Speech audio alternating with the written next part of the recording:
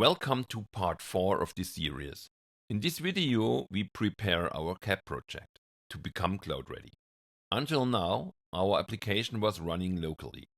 Now, we configure everything for deployment to SAP BTP and Cloud Foundry.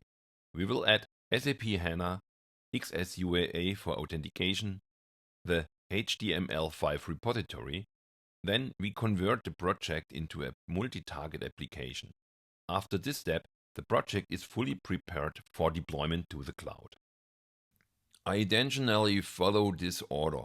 First the apps, then the multi-target application. Some steps shown here are not required if you start with the MTA project first and then create the apps. For example, the deployment configuration or the node scripts in the apps package.json files. So in that case, you would start with part 4 first and then continue with part 3. However, if you already have a project with existing apps, this tutorial is also shown how to handle that situation. This tutorial was created with ZDS version 8. Please check your version by running ZDS-V in your terminal. This will tell you if you are using version 8 or version 9. If there are differences in ZDS version 9, I will mark them with a red V8 label in the top left corner of the screen. After that, I will briefly explain what is different in version 9. In the project root folder, we add SAP HANA with ZDS add HANA for production. After this, we add and configure XSUAA. ZDS add xs-security.json for production. For the next step, we need a name of the project, and we found this in the package.json of the project, and this is the name tutorial. After adding xs-security.json, we have a file xs-security.json, and we edit this. I do this directly in the terminal. And we need 3 new entries. The first is xs-app name. Tutorial, that's the name in the package.json. The tenant mode. And the OAuth 2 configuration. But here we don't have a URL, we become this after the first deployment. We add an empty array for this property. And the rest we configure later. In this part, we only prepare everything for the first deployment. That gives us more information that we need. The next steps do not require any adjustment. We can execute them one after another. First, we add the HTML5 repository.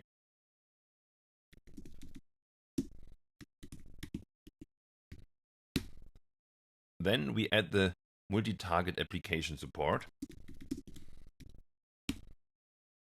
And finally, we add this workzone-standard.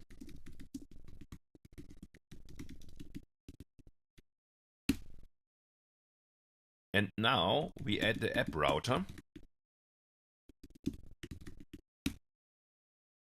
This add the xs-app.json file in the app router directory. And we need to adjust them.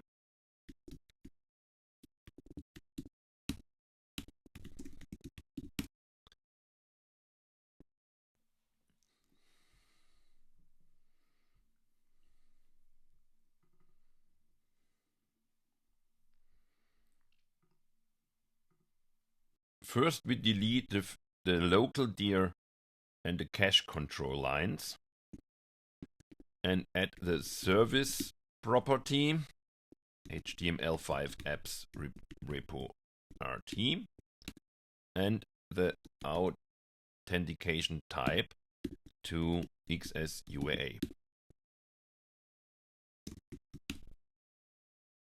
After that, we need to add a new entry But this must be the first entry. It's very important that it's on the top. This ensures that requests to the backend are correctly forwarded through the app router. We save them. You can do this in Visual Studio Code too. You could just open the files here.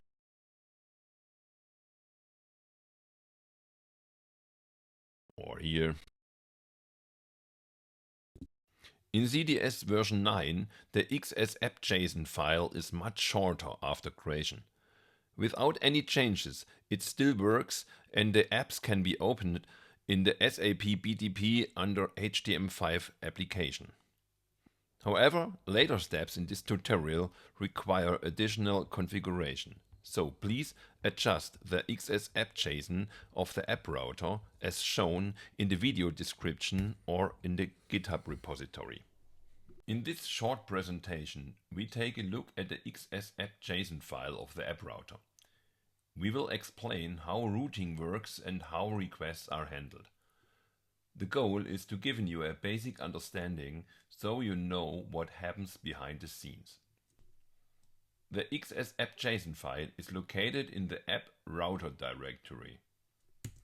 This file contains multiple routes. The first route from the top that matched with the URL will be used. The welcome file defines what is shown when you open the app router directly.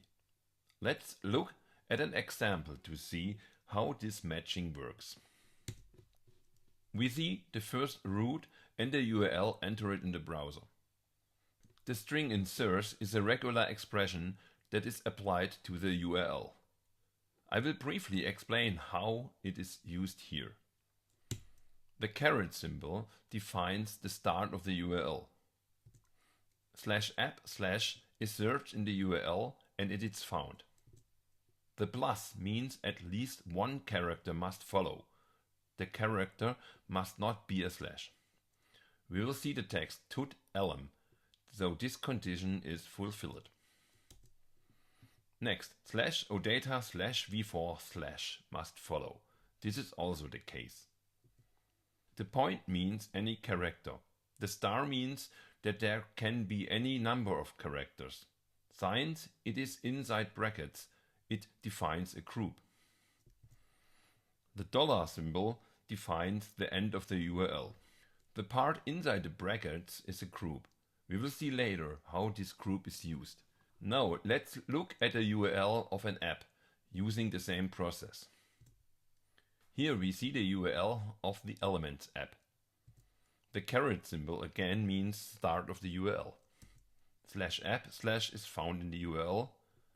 Again, we have any number of characters except a slash. But /odata/v4 is not found. Instead, we see index.html in the URL.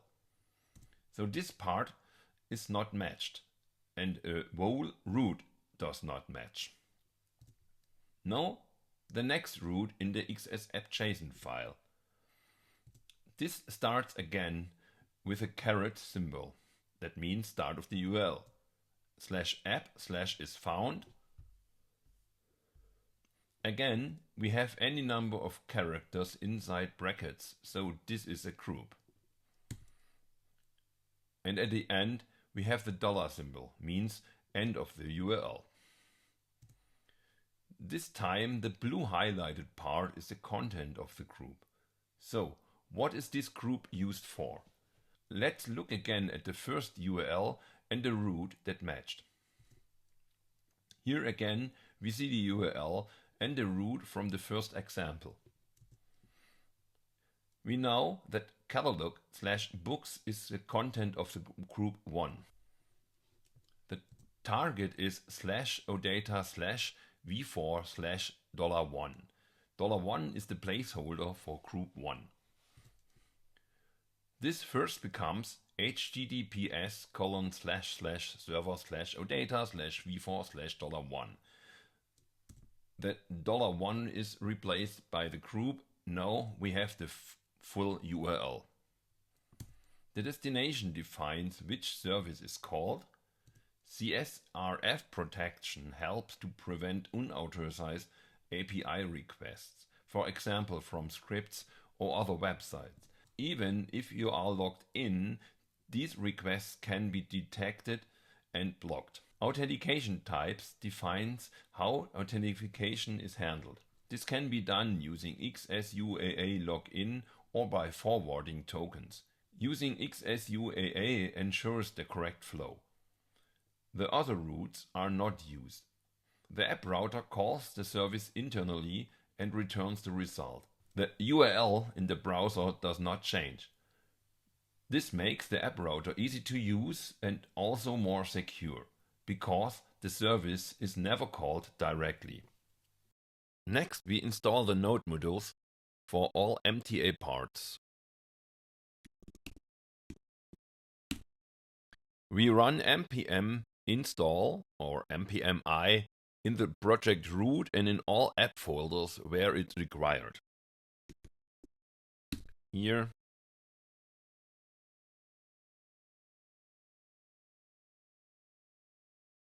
And in all directories here, here, and here.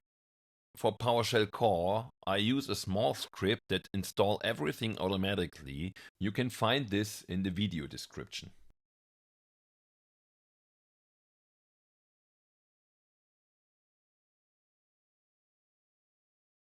Finished.